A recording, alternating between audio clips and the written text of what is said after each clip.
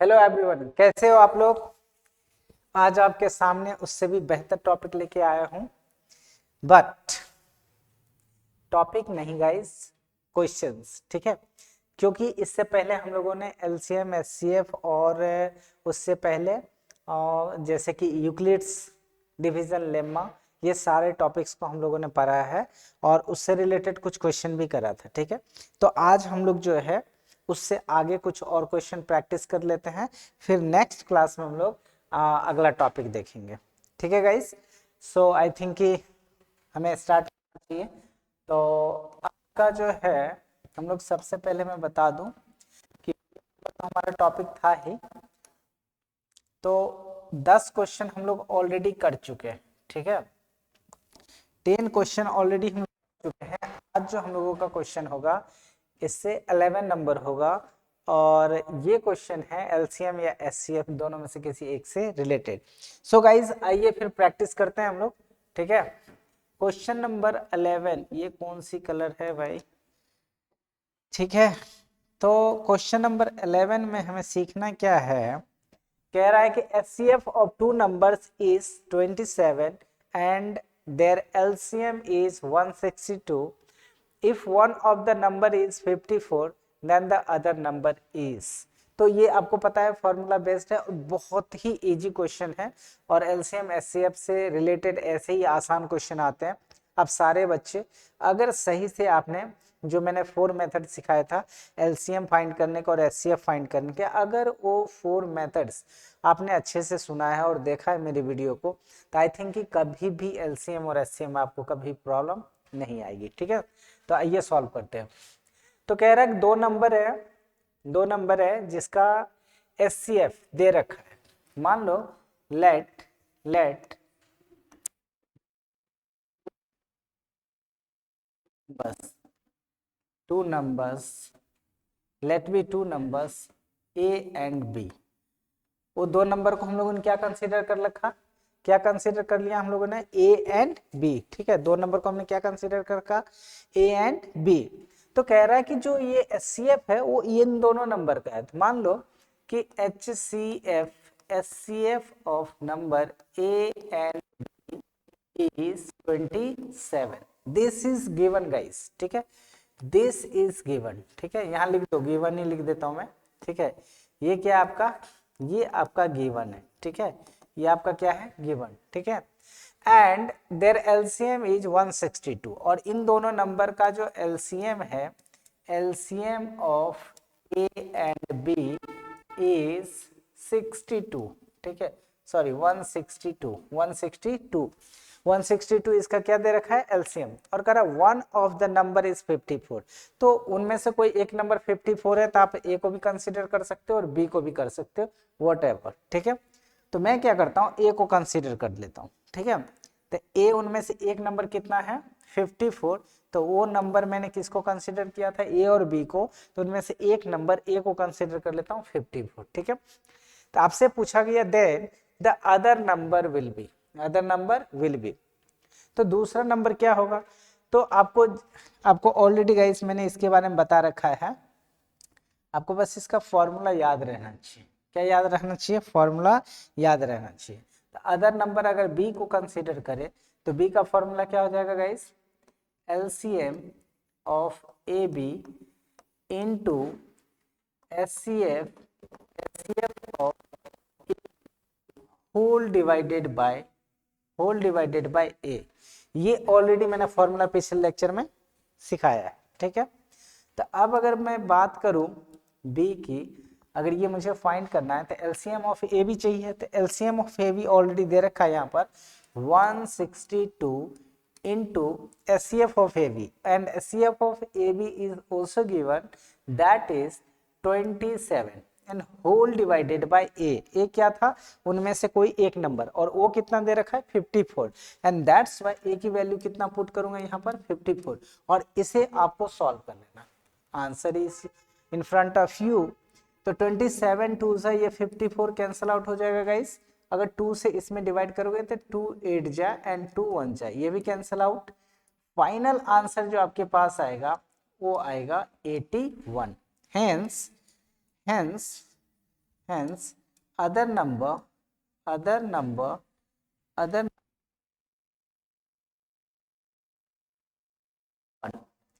Number क्या हो गया guys 81।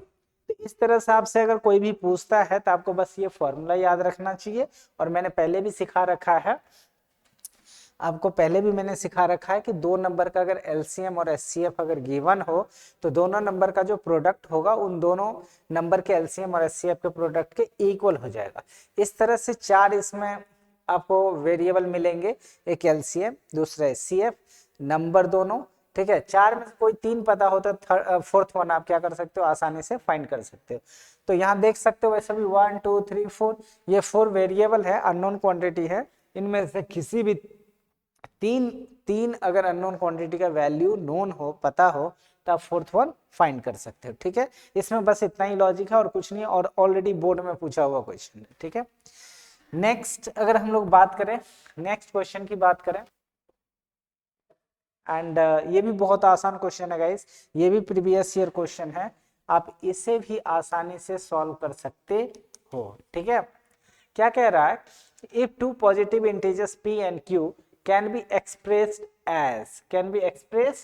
as p equal to this much and q equal to this much, where a and b being prime numbers and then LCM of p q is, ठीक है।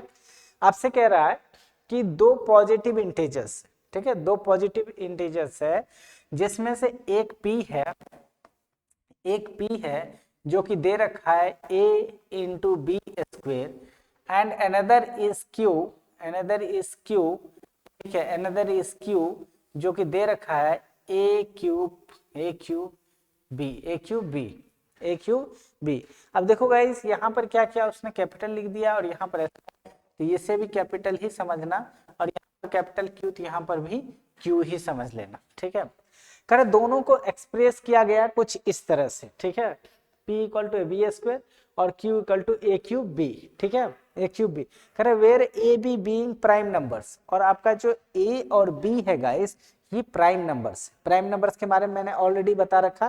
कहने का मतलब है कि जैसे a की अगर बात करूं तो a जो है, a सबसे पहले बात करूं तो a जो है आपका a, ये आपका 4 नहीं हो सकता, 6 नहीं हो सकता, और 9 नहीं हो सकता, 10 नहीं हो सकता, एंड सो ऑन, ये सारे नंबर नहीं हो सकते क्योंकि ये सब प्राइम नंबर नहीं है, ये सब कंपोजिट है, ठीक है।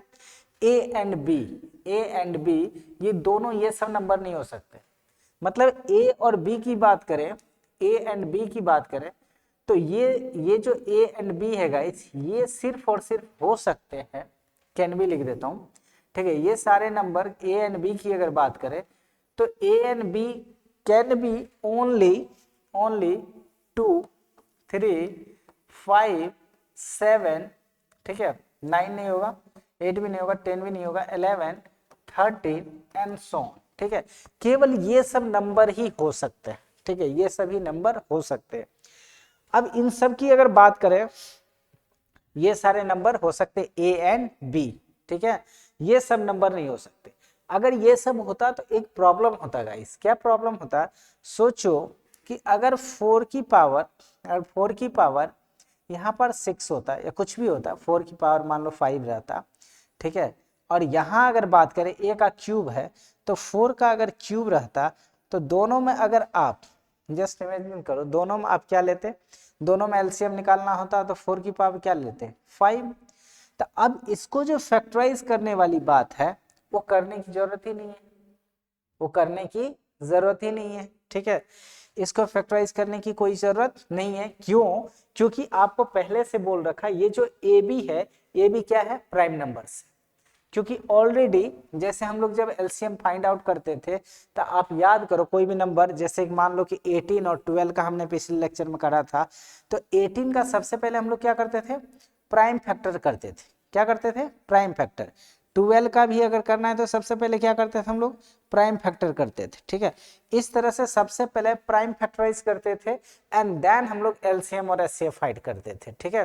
तो इस प्राइम फैक्टर के फॉर्म में पहले लिखते थे, जैसे 18 को हमें लिखना था तो कैसे लिखते थे, 2 × 3 का स्क्वायर, और अगर बात करें 12 तो 12 को कैसे लिखते थे हम लोग, लिखते थे 3 × 2 का स्क्वायर, ठीक है।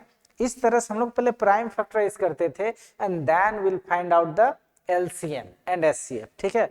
बट यहाँ कह रहा है कि ये जो आपका ए और बी है ना, ये ऑलरेडी प्राइम नंबर है, मतलब कि इसे फैक्टराइज करने की हमें कोई जरूरत नहीं है, ठीक है। इसमें कोई कंफ्यूजन वाली बात नहीं है, आपको ऑलरेडी बता रखा है कि ये जो ए बी है वो क्या है, प्राइम नंबर से, क्या है वो, प्राइम नंबर से। सो हम लोग डायरेक्ट आपको एलसीएम की अगर बात करें तो एलसीएम ऑफ, देयरफॉर क्या चाहिए हमें, LCM of P and Q. अगर एलसीएम चाहिए तो मैंने बताया था इन दोनों में से जिसकी पावर हाईएस्ट होगा एलसीएम में उसे लेंगे। दो नंबर या टू और मोर फैक्टर्स में से जितने भी फैक्टर्स कॉमन आएंगे, उन कॉमन में से जिनकी हाईएस्ट पावर होगी हमें उसे लिखना रहता है एलसीएम में, और जिसकी कम पावर होती, लोएस्ट पावर होगा, उसे लिखना रहता है एचसीएफ में। तो अगर इन दोनों का एलसीएम पूछा जाए, देखो एक ए यहाँ है और एक यहाँ पर है ए क्यूब, बात करें तो इसकी पावर 1 है और इसका क्यूब है, तो दोनों में किसकी पावर ज्यादा है, दोनों में ए दोनों में कॉमन है और दोनों में पावर किसकी ज्यादा है, तो ए क्यूब का। तो हमें एलसीएम के लिए लेना है ए क्यूब जिसकी पावर ज्यादा हो, ठीक है। इनटू अब बी स्क्वायर है यहाँ और यहाँ बी है, इसकी पावर कितना है 1, और दोनों में पावर किसका है ज्यादा है, बी में, तो यहाँ पर ज्यादा है किसका, बी स्क्वायर का, तो ये हो गया बी स्क्वायर। तो A cube B square is the LCM, ठीक है। और आपसे पूछा क्या गया था, एलसीएम, तो ए क्यूब बी स्क्वायर, मतलब सी इज द राइट आंसर, ठीक है।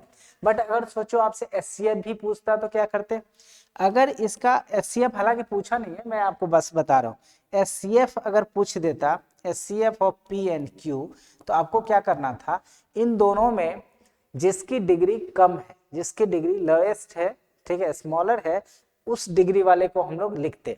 तो जैसे दोनों में क्या कॉमन आ रहा है गाइस, ए कॉमन आ रहा है, तो ए में अब देखो डिग्री किसकी कम है, ए क्यूब की या ए 1 की, तो 1 की पावर यहाँ 1 है और यहाँ पर 3 है, दोनों में किसकी डिग्री कम है, इसकी, ए की पावर 1 की, तो इसमें कॉमन लिखना है ए, ठीक है। और बी स्क्वायर और बी में बात करें तो इसका पावर 1 और इसका 2, तो किसका पावर कम है, बी का, एंड दैट्स व्हाई बी, ठीक है। तो एचसीएफ हो जाएगा ए बी और एलसीएम हो जाएगा ए क्यूब बी स्क्वायर। तो इस तरह से कभी भी कोई क्वेश्चन दे तो आप आसानी से सॉल्व कर सकते हो, ठीक है। नेक्स्ट क्वेश्चन की बात करें, 30 number is also a very easy question. कह रहा है N square minus 1 is divisible by 8 if n is an integer, n is a natural number and n is an odd integers and n is an even integers, ठीक है।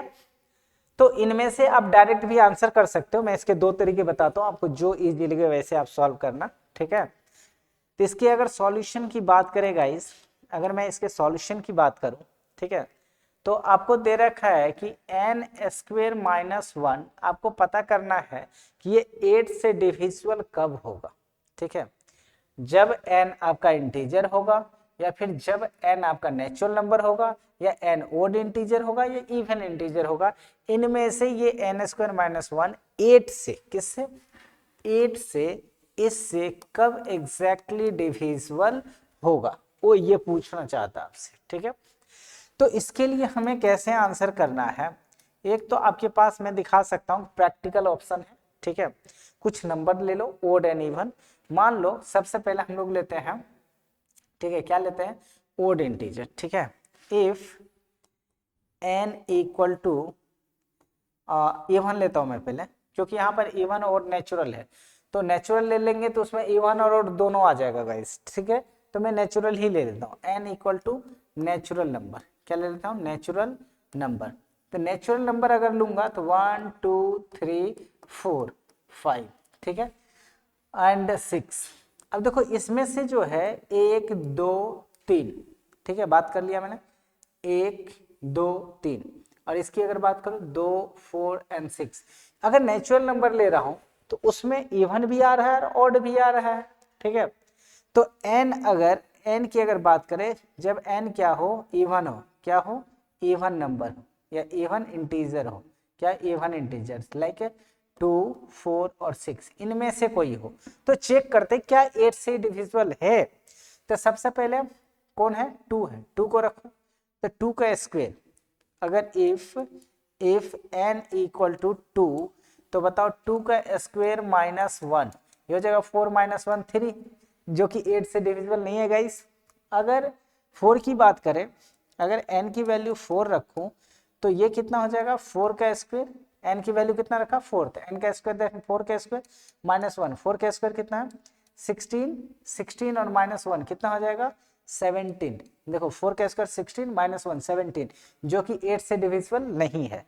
अगर 6 रखूं तो 6 का square, अगर n की वैल्यू 6 रख दूं तो 6 का स्क्वायर माइनस 1, तो 6 का 36 माइनस 1 35, ये भी अगर बात करूं मैं इसका तो 35 भी 8 से डिविजिबल नहीं है, 8 के टेबल में ये सारे नंबर नहीं आता। मतलब कि हम लोग कह सकते हैं कि अगर n इवन हो तो ये जो है n अगर इवन हो तो 8 से डिविजिबल नहीं होगा n स्क्वायर माइनस 1, मतलब कि इवन इंटीजर। ये ऑप्शन तो आपको गलत हो गया। और एक्चुअली इवन इंटीजर भी एक नेचुरल नंबर होता है, that's why we can say that कि ये नेचुरल नंबर वाली भी तो बात गलत होगी। अब बचा दो ऑप्शन में से जब इवन नंबर नहीं होगा, देखो दो ऑप्शन में से जब इवन नंबर नहीं होगा तो इवन नंबर भी तो क्या नाम इंटीजर के ही पार्ट में आता है, and that's why we can say that कि ये इंटीजर भी नहीं होगा। तो सही आंसर क्या होगा ओड नंबर, सही आंसर क्या होगा ओड नंबर। पर ऐसे हम लोग डायरेक्ट नहीं लिखेंगे, इसे थोड़ा सा चेक किया जाए, तो अब क्या करता हूं मैं, थोड़ा सा इसे चेक करके दिखा दूं मैं आपको गाइस, थोड़ा सा चेक करके दिखा दूं। इफ क्या चीज, if n equal to odd integer, कौन सा इंटीजर ओड इंटीजर्स, ठीक है। और ओड इंटीजर में क्या क्या था गाइस देख लो आप, 1 3 5, n की वैल्यू कितनी थी 1 3 5, और इसको रख के चेक करते हैं, ठीक है। तो आपके पास क्वेश्चन क्या है n स्क्वायर माइनस 1, ठीक है, इसे हमें चेक करना है, ठीक है। इफ n इक्वल टू कितना 1, अगर 1 रखेंगे तो n स्क्वायर माइनस 1 कितना हो जाएगा 1 का स्क्वायर माइनस 1, 1 का स्क्वायर 1, 1 माइनस 1 दैट इज 0। और 0 में गाइस किसी भी नंबर से डिवाइड करोगे तो आंसर 0 आता है, इंटीजर आता है, मतलब 0 जो है किसी भी नंबर से एग्जैक्टली डिविजिबल होता है, ठीक है। दूसरी बात, अगर मैं n की वैल्यू 1 नहीं 3 ले लूं तो कितना हो जाएगा n का स्क्वायर, दैट मीन्स 3 का स्क्वायर माइनस 1, 3 का स्क्वायर कितना होता है 9, और 9 माइनस 1 कितना होता है guys 8, and 8 is exactly divisible by 8। सो पहला तो कंडीशन सेटिस्फाइड हो रहा है, दूसरा तो सबसे डिविजिबल था, तो चलो उससे कोई दिक्कत नहीं है। अब नेक्स्ट, इफ n की वैल्यू अगर मैं 3 की जगह 5 ले लूं तो कितना हो जाएगा n का स्क्वायर, 5 का स्क्वायर माइनस 1, 5 का स्क्वायर कितना होता है गाइस 25, और 25 में से 1 को सब्ट्रैक्ट करो तो कितना आएगा 24, and 24 is exactly divisible by and that's why आगे चेक करने की जरूरत नहीं है, अगर ये फॉलो हो रहा है तो आगे भी हो जाएगा, ठीक है।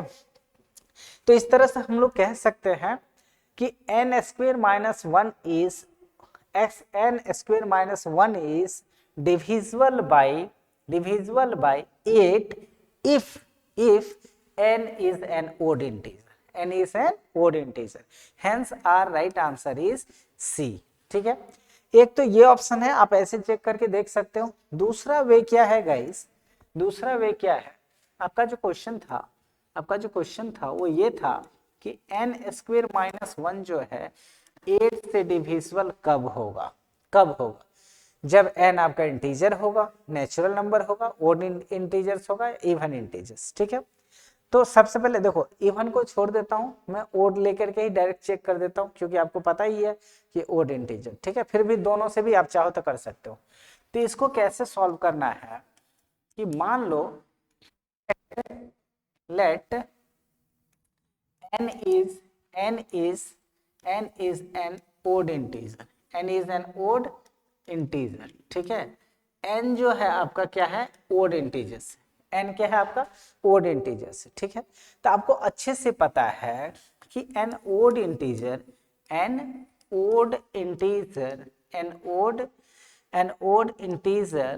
an odd integer is always in the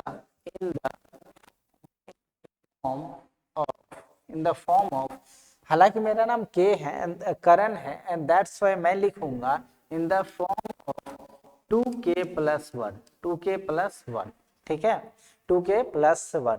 अगर मैं n को ओड इंटीजर कंसीडर करूं तो n जो है ऑलवेज किस फॉर्म में होगा, ये होगा 2k प्लस 1 के फॉर्म में, 2k प्लस 1 के फॉर्म में, ठीक है, 2k प्लस 1 के फॉर्म में। इसमें किसी को कोई प्रॉब्लम नहीं होना चाहिए।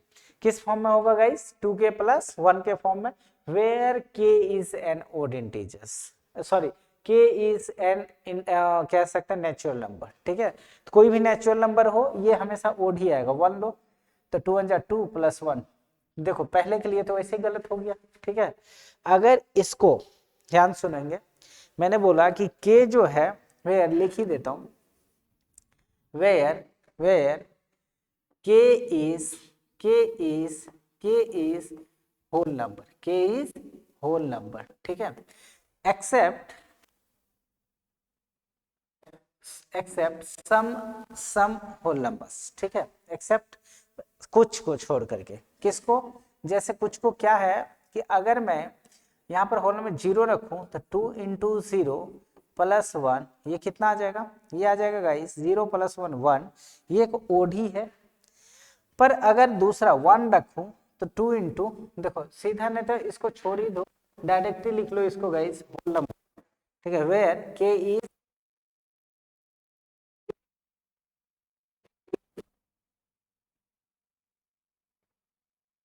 पहली कहानी है, के क्या है, वेयर के इज होल नंबर।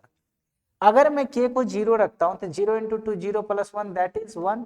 अगर मैं k को 1 रखूंगा, कितना रखूंगा 1, तो 2 इंटू 1 प्लस 1 दैट इज 2 1 जा 2 प्लस 1 दैट इज 3। एंड अगर मैं 2 इंटू 1 की जगह 2 रखूं प्लस 1 दैट इज 2 2 जा 4 1 5। तो ये सारे कैसे आ रहे हैं, देख रहे हो आप कैसा आ रहा है, ओड नंबर से आ रहा है, ठीक है। तो हम लोग कह सकते हैं, ये मैंने करके दिखा दिया कि जितने भी ओड इंटीजर्स होंगे या ओड नंबर्स होगा वो सारा का सारा किस फॉर्मेट में होगा, वो कुछ इस फॉर्मेट में होगा, ठीक है।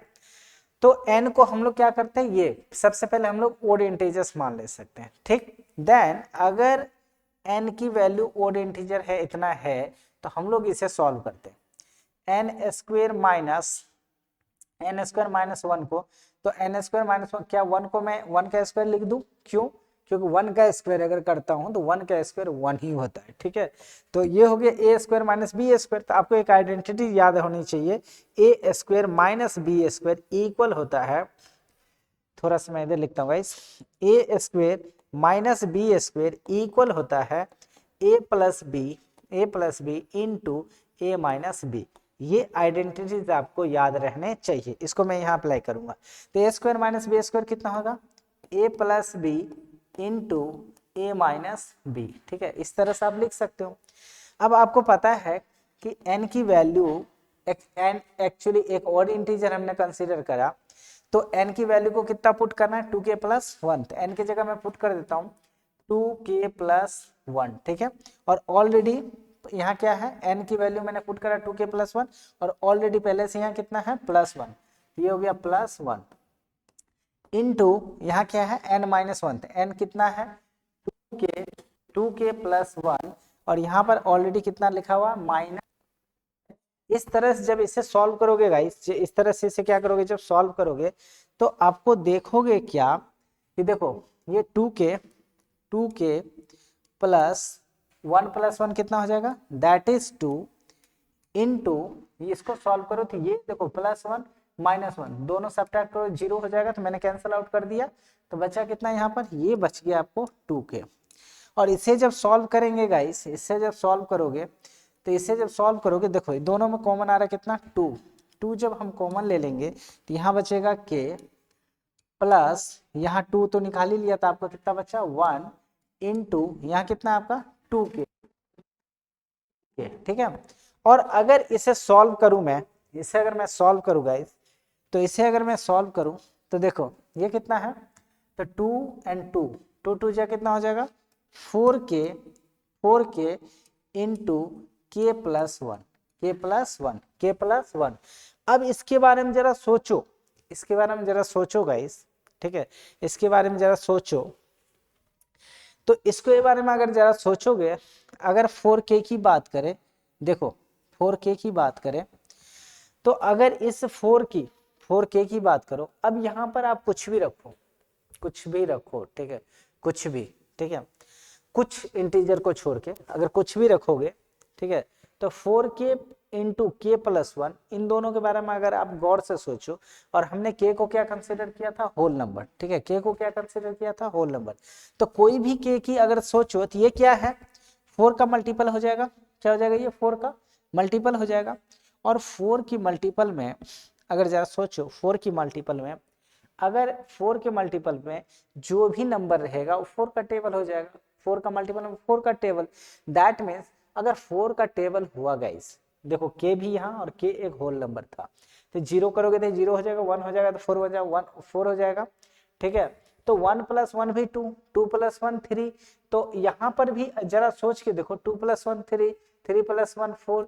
तो ये जो है आपका k + 1 या तो ओड होगा या फिर इवन होगा, ठीक है। तो ओड रहे या इवन रहे, ओड रहे या इवन रहे गाइस, अगर इवन नंबर को ओड से मल्टीप्लाई करो या इवन से मल्टीप्लाई करो, इससे कोई फर्क नहीं पड़ता है, ये एक इवन नंबर ही होता है।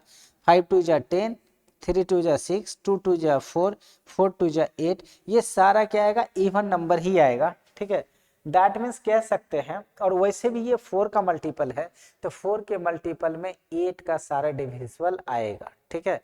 तो हम लोग कह सकते हैं कि ये जो है 4k into K plus one is also divisible by 8 for some value of k, for some value of k।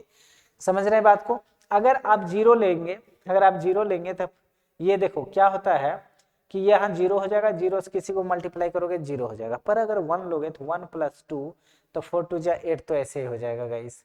अगर 2 लोगे, 2 + 1 3, दैट इज 12, और 12 2 जा 24, ये भी 8 का मल्टीपल है, ठीक है। तो आप कह सकते हो कि ये जो 4 × k + 1, ये भी क्या है आपका, ये भी क्या है गाइस, ये क्या है आपका कि ये 8 से डिविजिबल है। अगर ये ओड इंटीजर हुआ तो ये 8 से डिविजिबल है, ये 8 से डिविजिबल है। इस तरह से आप समझ सकते हो, ठीक है, इस तरह से आप समझ सकते हो, ठीक है, इस तरह से आप समझ सकते हो। तो आप ऐसे भी सॉल्व कर सकते हो, वैसे भी आप प्रैक्टिकली कुछ वैल्यू लेकर के सॉल्व कर सकते हो, ठीक है। आइए नेक्स्ट क्वेश्चन को देखते हैं, ठीक है। अगर नेक्स्ट क्वेश्चन की बात करें तो नेक्स्ट क्वेश्चन आपका क्या है, दैट इज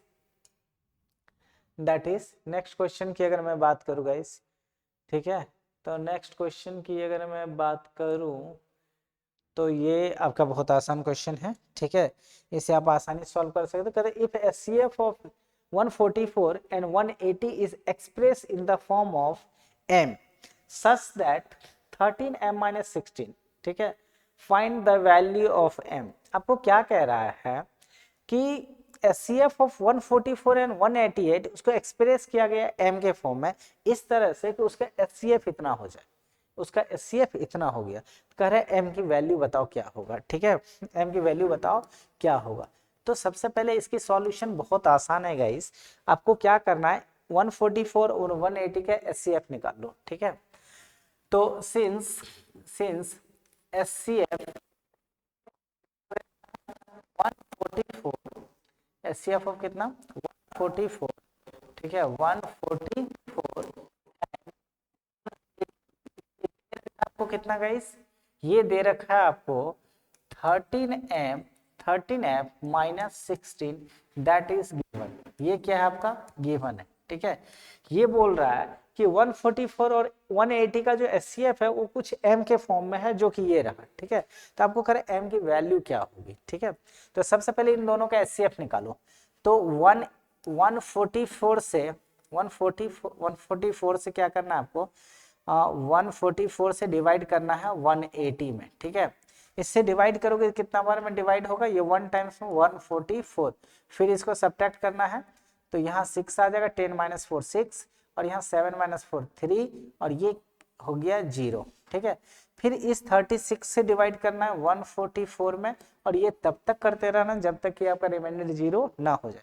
फिर इससे डिवाइड करो तो ये कितना बार में डिवाइड होगा गाइज, ये डिवाइड हो जाएगा आपको 6 4 जा 24 एंड 6 3 जा 18, 18 एंड 2 18 टू 20 जो कि ज़्यादा हो गया। ठीक है, 6 से नहीं लगेगा, 5 से, 5 3 जा 15 ज़्यादा हो जाएगा, 4 से 4 3 जा 12, तो 4 से लग जाएगा। ठीक है, 4 6 जा कितना हो जाएगा 24, 4 3 जा 12 और 1 कितना हो जाएगा 12 1, 12 और 1 6 4 जा 24 एंड 4 3 जा 12 टू 40, 12 टू 14, तो 0 0 0।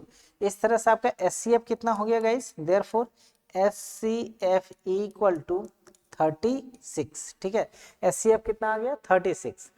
तो यहाँ पर 13m माइनस 16 इक्वल टू क्या है SCF ऑफ दिस मच, और इन दोनों का SCF कितना निकला 36, तो इसको हम लोग क्या लिख सकते हैं 36। तो 13m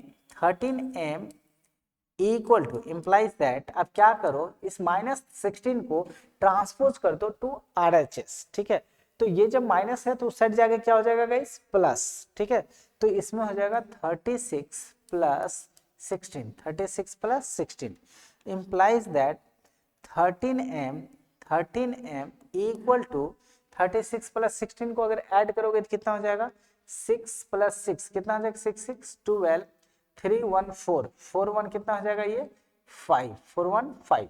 अब देयरफॉर क्या चाहिए आपको m चाहिए, तो 13 को भी उस साइड ट्रांसपोज करो, तो 13 मल्टीप्लाई में उस साइड क्या हो जाएगा divide, that is 52 divided by 13। ठीक है, तो ये कितना बार में कैंसिल आउट होगा, ये कैंसिल आउट हो जाएगा 4 टाइम्स। कितना टाइम्स है 4 टाइम्स। देयरफॉर m की वैल्यू कितनी हो जाएगी 4, m की वैल्यू कितनी हो जाएगी गाइस 4। हेंस राइट ऑप्शन नहीं दिया हुआ गाइस, तो m की वैल्यू कितनी होगी 4। इस तरह से आप ऐसे क्वेश्चन को सॉल्व कर सकते हो, बहुत आसान क्वेश्चन है। ठीक है, नेक्स्ट क्वेश्चन की बात करें तो 50 नंबर, ये तो बहुत आसान है गाइस, ये तो सारे बच्चे सॉल्व कर सकते हो। सॉल्यूशन, ठीक है, पूछा गया कि find the SCF of the numbers this much. ठीक है, ये सारे नंबर से इसका क्या करना है SCF फाइंड करना है, जहाँ k एक पॉजिटिव इंटीजर्स। ठीक है, तो अगर मैं पहला नंबर की बात करूं k की, तो k ही एज इट रह जाएगा, ज्यादातर k इंटू 1 लिख सकते हैं। दूसरा है 2k, तो 2k को क्या लिख सकते हो k इंटू 2, एंड 3k की बात करें तो इसे लिख सकते हो k इंटू 3। उसके बाद 4k की बात करो तो इसे लिख सकते हो k इंटू 4। उसके बाद 5k की अगर मैं बात करूं, 5k की बात करूं ये हो जाएगा k इंटू 5। इस तरह से अब सारे का फैक्टराइज कर लिया आपने। अब आपको क्या चाहिए SCF, क्या चाहिए SCF ही कह रहा है ना guys, SCF of the given numbers. ठीक है, SCF ऑफ कितना है, पहला तो है k, दूसरा है 2k, तीसरा है 3k and 4k and then and 5k। इन सारे नंबर्स का आपको क्या चाहिए SCF। और SCF के बारे में मैंने क्या बोला था, LCM के बारे में मैंने बोला था जितने नंबर्स कॉमन आएंगे उसे एक बार लिखना है, और जो कॉमन नहीं आएगा उन सबको लिखना है। और SCF बोला था गाइस, याद करो SCF में मैंने बोला था कि जितने नंबर कॉमन आएंगे सिर्फ उसे लिखना है। तो ये जितना नंबर आ रहा है इन सब में अगर आप कॉमन देखोगे तो इन सब में only and only there is k is common in all these factors. ठीक है, सारे फैक्टर्स में सब सिर्फ और सिर्फ कॉमन क्या आ रहा है, तो ये आ रहा है k। Hence SCF of this numbers is k। तो इन सारे नंबर का SCF क्या हो जाएगा k। तो ऐसे छोटे छोटे क्वेश्चन MCQ को आप आसानी से सॉल्व कर सकते हो। अब देखिए ये भी बचपन से आई थिंक कि 7th 8th से तो ऐसे क्वेश्चन को आप सॉल्व करते ही आ रहे हो। ये भी बहुत आसान क्वेश्चन आप आसानी से सॉल्व कर सकते हो। कह रहे an army contingent of 12 members is to march behind an army band of 48 members. ठीक है, in a parade the two groups are to march in the same number of column. What is the maximum number of column in which they can march? देखो जैसे ही word यहाँ maximum आया ना, सबसे पहले एक चीज मैं समझा रहा हूँ, उस चीज को ध्यान रखना। जैसे ही गाइस यहाँ एक मैक्सिमम आया ना, मैक्सिमम नंबर, तो आप समझ जाना हाईएस्ट, दैट मीन्स एचसीएफ की बात कर। जैसे ही आएगा तो समझ जाना आपको एलसीएम की बात की, ठीक है। पर समझिए इन क्वेश्चन को थोड़ा सा। कह रहा है कि एक आर्मी कंटीजेंट है जिसमें 16-12 मेंबर्स है, ठीक है। मतलब कह सकते हैं एक सेना की टुकड़ी जिसमें टोटल कितने हैं, 6-12 मेंबर्स हैं, और एक जिसको मार्च करना है, और एक दूसरा बैंड है, ठीक है, जो कि 48 मेंबर्स का परेड में है, ठीक है, जो कितना की 48 मेंबर्स है उसमें, ठीक है। इन दोनों का 6-12 मेंबर वाले कंटिजेंट का, आर्मी के जो कंटिजेंट है, और एक 48 का है जो कि आगे में परेड कर रहा है, ठीक है। तो इनके बिहाइंड इन सबको चलना है, ठीक है, परेड में। तो कहना है, आपको कहना है कि इन दोनों का 2 ग्रुप बनाया गया है। 2 ग्रुप में से आपका क्या कहता है ये कि कॉलम में सबको अरेंज किया जाएगा। कैसे किया जाएगा, कॉलम में, ठीक है। तो कह रहे कितने कॉलम बनाए जाए कि ये 6-12 आर्मीज और ये 48 दोनों के दोनों जो है उसमें आ जाए, कॉलम में आ जाए, ठीक है।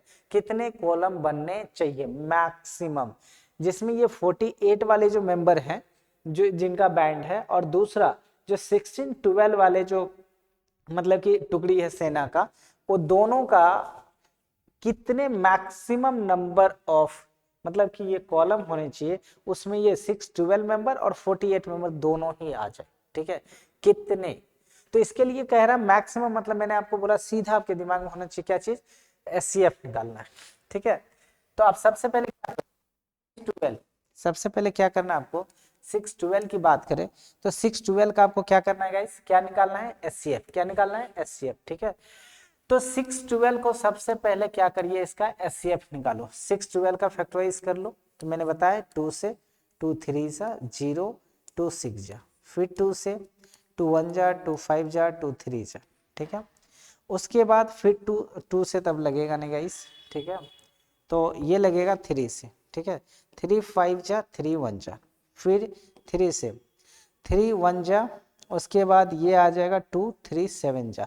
अब ये नहीं लगेगा, तो इसको आप लिख सकते हो 2 × 2 × 3 × 3 × 17, ठीक है। एक और तरीका है, इसको और इसको पावर के फॉर्म में लिख सकते हो, 2 का स्क्वायर × 3 का स्क्वायर × 17, ठीक है। उसके बाद दूसरा क्या है गाइस, 48 को भी आप लिख लो। तो 48 का फिर सबसे पहले फैक्टराइज करना है, तो 48 को करोगे तो 2 से 2 4, फिर 2 से 12, फिर 2 से कितना आ जाएगा 3, सॉरी 2 6 जा 12, ये कितना आ जाएगा 6, फिर 2 से 2 3 जा 2 की पावर 4 एंड 3, तो इसको लिखेंगे तो ये हो जाएगा 2 × 2 × 2 × 2, ठीक है। 4 को 2 है 2 2 × 3। इसे भी अगर पावर के फॉर्म में लिखना पड़े तो इसे कैसे लिखोगे, 2 की पावर 4 × 3। अब गाइस अब याद करो मैंने क्या सिखाया था, अगर मुझे इन दोनों का एचसीएफ चाहिए 6-12 एंड 48 का, तो दोनों में मैंने बोला था जो कॉमन है सिर्फ उतने को लिखना है। मतलब कि जो कॉमन नंबर है, जो कॉमन फैक्टर्स है, उसकी जो कम पावर वाले, मतलब लोएस्ट पावर वाले थे, इन दोनों को अगर ये दोनों कॉमन है, कंपेयर करें तो इसकी पावर 2, इसकी 4, दोनों में कम पावर किसका है, स्क्वायर का। तो 2 स्क्वायर × अब 3 की बात करो तो इसकी पावर 1 है, इसका 2 है, कम पावर वाले कौन है ये, तो इसे लिखना है। अब इसे मल्टीप्लाई कर लो, ये हो जाएगा 2 का square 4 × 3, that is 12। hence we can say that कि टोटल अगर बात करें what is the maximum number of column, तो कह सकते हैं हम लोग द मैक्सिमम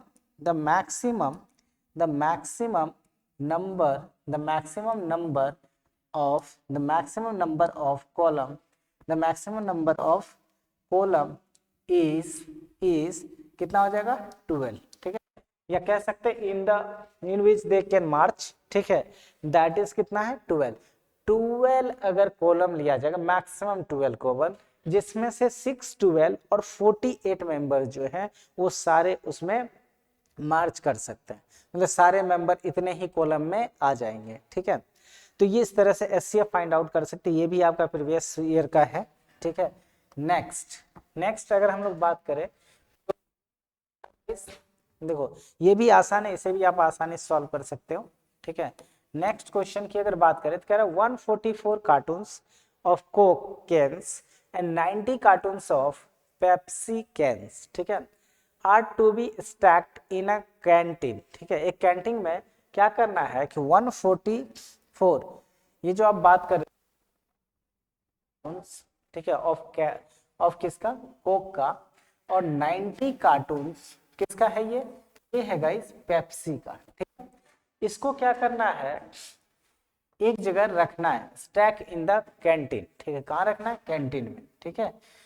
इसको रखना है, कह रहा if etch stack is of the same height, मतलब सबका अगर सेम हाइट है, and if it equal contain cartoons of the same drink, what would be the greatest number of cartoons etch stack would be. Same question है, greatest मैंने कहा था कि अगर आपको ये दिख जाए ग्रेटेस्ट, हाईएस्ट, मैक्सिमम, समझ जाना क्या करना है हमें गाइस, क्या करना है, एचसीएफ फाइंड करना है, ठीक है।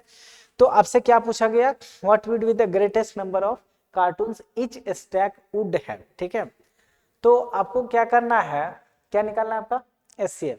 तो सबसे पहले कह रहा each stack is to be same height, सबका सेम हाइट है, उसके सब में इक्वल कंटेंट्स कार्टून्स होना चाहिए और सेम ड्रिंक का होना चाहिए। मतलब ऐसा नहीं है कि एक लाइन अगर लगाया गया तो एक लाइन में पेप्सी और कोक दोनों ही आ जाए, ऐसा नहीं करना है हमें। एक रो की बात करें या कॉलम जो भी हो, एक रो या कॉलम, उसमें अगर कोक रख रहे हैं तो सिर्फ कोक ही होने चाहिए, अगर हम लोग पेप्सी रख रहे हैं तो सिर्फ पेप्सी ही होने चाहिए। इस तरह से कह सकते हो, इस तरह से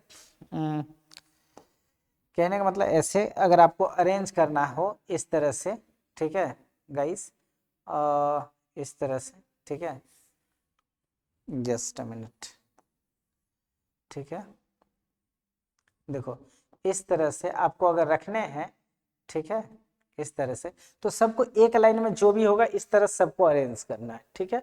तो आपको क्या करना है, इस तरह से आपको कह रहा है कि इसमें एक लाइन में कम से कम कितने ग्रेटेस्ट कितने आने चाहिए कि उसका कोक का और आपका जो पेप्सी का कार्टून है वो सारा आ जाए, ठीक है।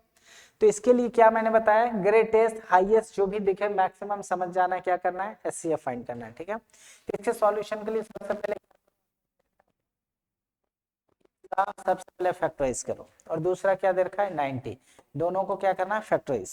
तो सबसे पहले 144 का करो, कितना हो जाएगा ये, 2 से, 2 7 जा 2 2 जा, फिर 2 से, 2 3 जा 6, 2 6 जा, फिर 2 से 30 से 18 2 जा 36, फिर 2 से 9, फिर 3 3 जा। इस तरह आप इसे लिख सकते हो, 4 2 है, 2 इंटू 2 इंटू 2 इंटू 2, ठीक है। उसके बाद इसको क्या लिख सकते हो, 3 इंटू 3, फिर उसके बाद अगर करें 90 का, 90 को क्या लिख सकते हो गाइस, 90 की अगर बात करें तो 90 को 2 से 45, फिर 3 से 15 3 जा 45, 3 5 जा, 90 को लिखना होता है कैसे लिखोगे, 2 इंटू 3 इंटू 3 इंटू 5, ठीक है। अब क्या करना है, अब अगर इन दोनों का एचसीएफ चाहिए, एचसीएफ ऑफ 144 एंड 90, तो क्या करोगे, दोनों में जो कॉमन है सिर्फ उसे लिखना है। तो देखो मैं सर्कल इस बार इस तरह से करता हूँ, दोनों में कॉमन 2 है, लिख लो। अब देखो 2 कहीं नहीं है, 2 कॉमन ही है, नहीं लिखेंगे। अब उसके बाद एक 3 यहाँ, एक 3 यहाँ, इसे भी कॉमन लिखो। फिर उसके बाद एक 3 यहाँ, एक 3 यहाँ, इसे भी 3 को लिखो। अब इसे सॉल्व कर लो। अब तो कुछ भी कॉमन नहीं है गाइज, इसमें 5 है उसमें नहीं है, उसमें 2 है इसमें नहीं है, और मैंने बोला था केवल उसे ही लिखना है जो कॉमन हो। अब इसे मल्टीप्लाई करो, 3 3 9 2 जा 18, तो टोटल, ठीक है। अब कह रहा है कि अगर इच रॉ की बात करें गाइस, कह रहा है what would be the greatest number of cartoons etch stack. तो इच स्टैक में कितने कार्टून्स आ सकते हैं, टोटल कार्टून आएंगे कितने गाइस, 18, कितने आएंगे 18, ठीक है, कितने आएंगे 18। अब देख लो टोटल कितने कार्टून आएंगे 18, ठीक है। तो इस तरह से हम लोग कह सकते हैं, इस तरह से कह सकते हैं, सो ठीक है, each stack each stack each stack would have would अरे यार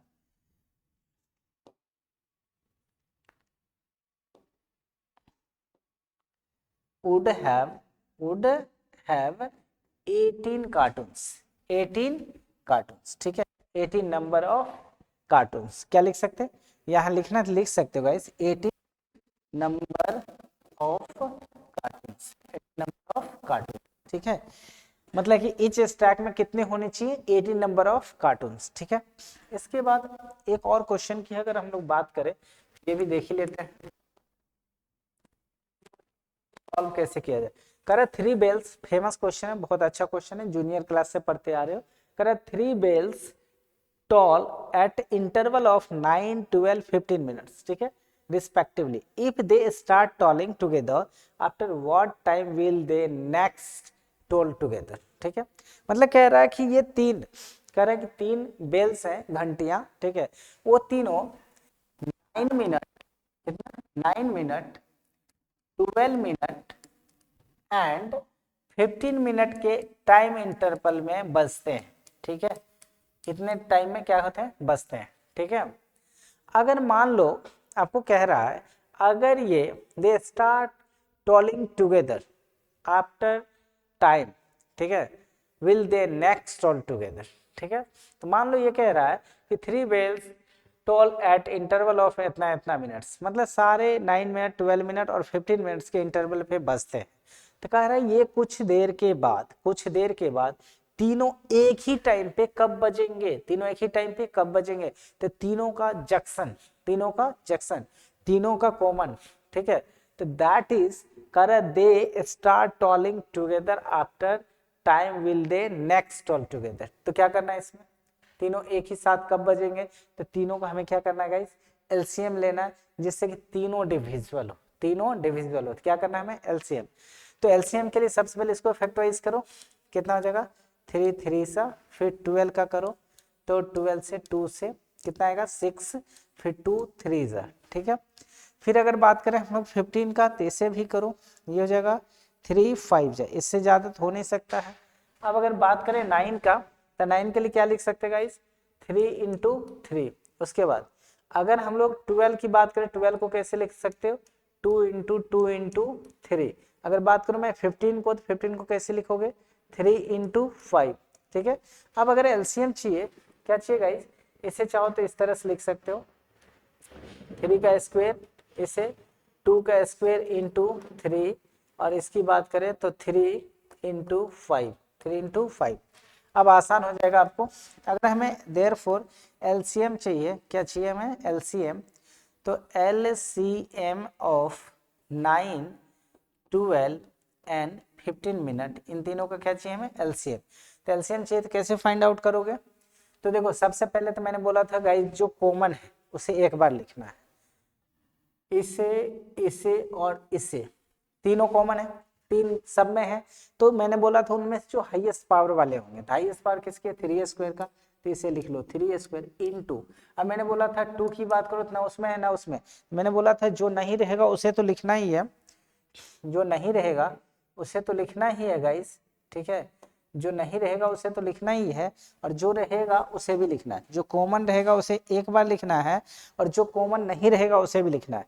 तब आगे की बात करो, देखो 2 तो नहीं है, तो 2 का स्क्वायर लेना ही पड़ेगा, 3 लिख चुका हूँ, 5, अब इन सबको मल्टीप्लाई कर दो, तो 3 का स्क्वायर हो जाएगा 9, 2 का स्क्वायर हो जाएगा 4 इंटू 5, ठीक है।